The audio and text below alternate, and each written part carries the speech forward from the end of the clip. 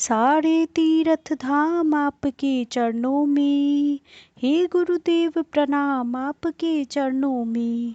जय गुरु जी संगत जी। गुरु जी के श्री चरणों में कोटि कोटि प्रणाम और गुरु जी की प्यारी प्यारी संगत को भी जय गुरु जी। मैं आशा करती हूँ कि आप गुरु जी की दिव्य आभा के सभी सत्संग ध्यानपूर्वक और पूरा सुन रहे हैं और गुरु जी की कृपा आप पर पूरी पूरी बन रही है। आपके मन में जो भी क्वेश्चंस हैं उनके आंसर्स हमें इन सत्संग में मिलते हैं। और गुरु जी की का सत्संग सुनना, गुरु जी हमेशा कहा करते थे कि सत्संग सुनने वाले का भी भला और सत्संग करने वाले का भी भला।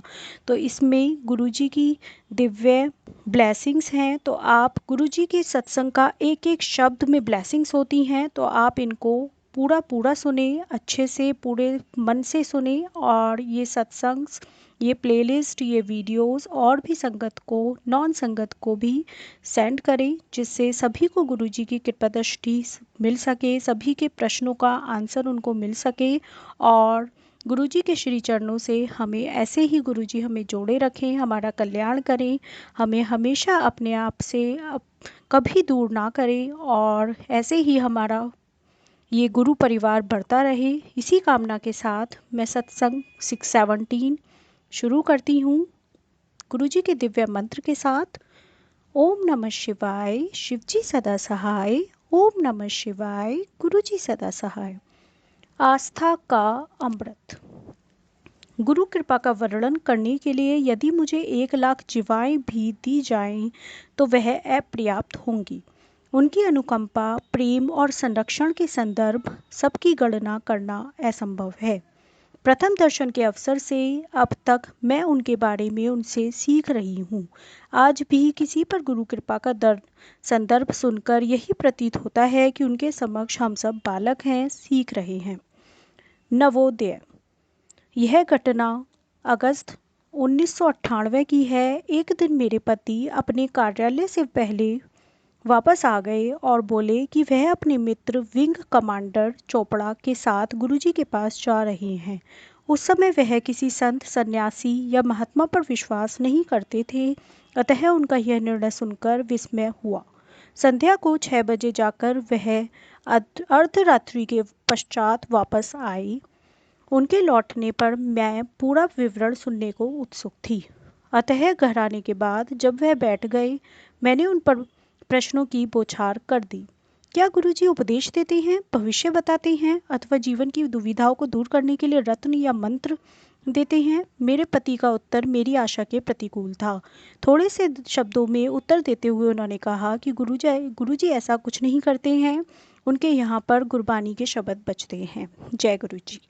उसके बाद हम सो गए और मैंने अपने पति का यह अनुभव एक बीती हुई घटना समझा। मेरा विचार था कि अगले दिन उन्हें पिछली संध्या की बात याद भी नहीं रहेगी। मेरे अचंभे की कल्पना कीजिए जब मेरे पति ने मुझे अपने कार्यालय से फ़ोन पर कहा कि वह गुरुजी के यहाँ जा रहे हैं और उन्हें आने में देर हो जाएगी। जब वह पिछली रात्रि की भांति देर से आए तो मैंने उनसे एक प्रश्न किया कि ऐसी कौन सी शक्ति है जो आपको वहाँ ले गई?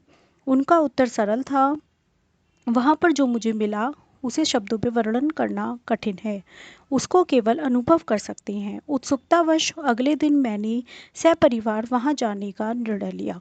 जय गुरु जी। गुरु जी के द्वार पर।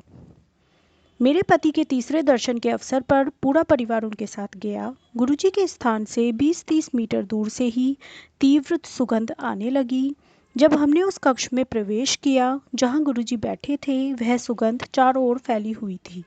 पहली बात जो मेरे मन में आई कि इन सज्जन ने इतना तेज और अधिक इत्र लगाया हुआ है कि वह सुगंध पूरे कमरे में फैल रही है। निश्चित रूप से यह कोई बने ठने दिखावटी गुरु हैं। मेरे पति के वर्णन करने पर भी गुरुजी के प्रथम दर्शन मेरे मानसिक चित्रण से बिल्कुल भिन्न था, किंतु अभी अकल्पनीय होना शेष था। जैसे ही गुरुजी के चरण स्पर्श करके मैं उठ रही थी, गुरुजी बोले कि गुड़गांव के संत की भक्त अंततः आ ही गई। इस कथन के साथ ही उन्होंने मुझे बता दिया कि उनको मेरे बारे में कितना ज्ञान है। हमारे परिवार के सदस्यों के अतिरिक्त किसी और को गुड़गांव वाले संत का पता नहीं था। जय गुरु जी। श्रद्धा की चुस्की चाय प्रसाद। गुरुजी के यहाँ चाय पहला और कभी कभी अंतिम पेय होता है। बचपन से मुझे चाय से घृणा रही है। यदि मैं चाय किसी भी रूप में लेती थी तो मेरे मुख में घाव हो जाते थे। मेरे बैठते ही एक सज्जन चाय बांटते हुए आए। मैं दुविधा में थी कि प्रसाद को मना कैसे करूं। अचानक मैंने देखा कि वह आगे निकल गए। मुझे संतोष हुआ कि न तो मुझे प्रसाद को मना करना पड़ा, न ही चाय पीनी पड़ी। इस विचार के मन में आते ही विपरीत विचार भी उठा कि इस चाय रूपी प्रसाद को ग्रहण न कर मैं गुरुजी की कृपा से वंचित हो रही हूँ। यह सब मेरे मन में हो रहा था, पर बाहर ऐसा हो रहा था जैसे मैं बोल रही हूँ। मैं एकदम वह सज्जन पीछे मुड़े और मुझे चाय प्रस्तुत करी। मैं चकित थी। यह ऐसा था जैसे वह मेरे मन में उठे रहे द्वंद्व का उत्तर दे रही हूँ। मैंने चाय का ग्लास उठाया और परिवार के सदस्यों के विरोध करने पर भी उस गिलास से चाय पी ली। बचपन से चाय न पीने वाले के लिए एक महत्वपूर्ण कर्म। उस दिन अगले कुछ घंटों में जब तक गुरुजी के यहाँ रहे, मैंने चाय के 2 या 3 गिलास और पिए। हम गुरुजी के यहाँ रात्रि 1 बजे तक रहे।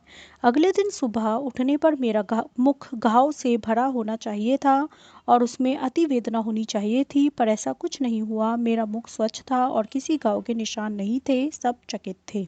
आज भी चाय या तो मैं केवल गुरुजी के यहाँ पी सकती हूँ या तब जब वह मेरे आसपास विद्यमान हूँ। परंतु यदि मैं चाय घर पर या कहीं भी और पीऊँ तो मेरे मुंह में घाव हो जाते हैं। इससे गुरुजी की ऊर्जा का आभास होता है। एक जन साधारण पेय को प्रसाद के रूप में देना जिसमें रोग और कठिनाइयों को बाहर फेंकने की शक्ति हो। उनके यहाँ मिली हुई कोई भी वस्तु कभी हानि नहीं कर सकती। चाय पीना आरंभ करने के उपरांत हमारे परिवार में और चमत्कार होने वाले थे। सुगंध, जिसे मैं गुरुजी का इत्र समझ रही थी, हमारे मुख्य कक्ष में फैलने लगा। हम उसे घर में पाकर मुग्ध हो गए। कुछ समय नहीं पाने के कारण जब तक वह रही, हम अति आनंदित रहे। बाद में पता लगा कि यह तो गुरुजी की स्वाभाविक सुगंध है और यहाँ जहाँ भी हो उनकी उपस्थिति का आभास देती है। गुरुजी की शरण में आने वाले दिन चमत्कारी रहे। सर्वशक्तिमान गुरुजी। जीवन में सुख और दुख एक दूसरे के प्राय हैं। सुख के समय आप सगे संबंधियों से घिरे रहते हैं, पर दुख के समय केवल गुरुजी आपकी सहायता कर सकते हैं। अन्य व्यक्ति चाहकर भी सहारा नहीं दे पाते, क्योंकि अक्सर परिस्थितियों को संभालने में वह उतने ही असमर्थ रहते हैं जितने स्वयं आप। केवल गुरुजी का निस्वार्थ समर्थन आपके साथ रहता है। अपने किए कर्मों के अच्छे और बुरे फल तो भुगतने ही पड़ते हैं, परंतु गुरुजी के समक्ष प्रकृति भी निस्सहाय हो जाती है। गुरुजी के किसी भी अनुयायी के प्रतिकूल फल को या तो वे नष्ट कर देते हैं या उसकी मात्रा कम कर देते हैं। इसको साकार करने के लिए गुरुजी अपने भक्तों के कष्ट अपने पर अंतरित कर लेते हैं। मैंने अनुभव किया है कि कष्ट और पीड़ा दूर करने के लिए गुरुजी विभिन्न पद्धतियों का प्रयोग करते हैं।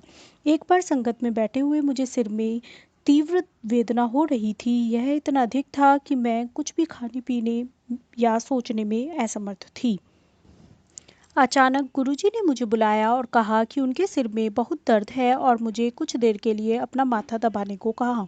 यह करने के बाद मैं अपने स्थान पर वापस आकर बैठ गई और अचानक मुझे लगा कि मेरा सिर दर्द लुप्त हो गया है। अपना सिर दबाने को कहकर उन्होंने मेरी पीड़ा समाप्त कर दी थी। जय गुरुजी, शुक्राना गुरुजी। एक बार मुझे ज्वर ने घेर लिया था और वह कई दिन तक रहा। परीक्षणों और औषधियों के उपरांत भी वह नहीं उतरा। फिर 2 सप्ताह तक तीव्र औषधियों के सेवन से वह कम तो हुआ, पर पुनः वापस आ गया। मेरे ज्वर का रूप अनोखा हो गया। दिन के समय तापमान सामान्य रहकर शाम को बढ़ जाता था। 4 सप्ताह तक ऐसा ही होता रहा। चिकित्सक कुछ नहीं कह पा रहे थे, क्योंकि परीक्षणों के परिणाम अनिर्णायक थे। फिर एक दिन गुरुजी ने मेरे पति से इतने दिन संगत में मेरी अनुपस्थिति का कारण पूछा। गुरुजी को उत्तर देने पर उन्होंने 5 मिर्चों के प्रयोग की एक विधि बताई और उसके सेवन मात्र से मेरा 1 माह से अधिक अवधि से चल रहा ज्वर समाप्त हो गया। शनैः शनैः मैं पुनः स्वस्थ हो गई। मैं गुरुजी को एक बार और ज्वर से निकालने के लिए आभारी हूँ। यद्यपि मुझे हल्का ज्वर था, मैंने परिवार के साथ बड़े मंदिर जाने की योजना बनाई, परंतु बड़े मंदिर पहुँचते पहुँचते मेरा ज्वर अत्यधिक बढ़ गया और मेरे लिए उठ पाना संभव नहीं था। उस दिन अचानक गुरुजी वहाँ आ गए और मेरे पति और संगत के एक नए अन्य सदस्य को ताज़ा नींबू का घोल बनाकर पिलाने को कहा। ज्वर ऐसे लुप्त हुआ जैसे कभी था ही नहीं। किसी के बताए बिना गुरुजी को मेरी अवस्था का ज्ञान था और उन्होंने तुरंत उपचार किया। ऐसा निस्वार्थ आलंबन और देखभाल कोई और नहीं दे सकता है। जय गुरुजी। अनंतम अनंतम अनंतम शुक्राना गुरुजी।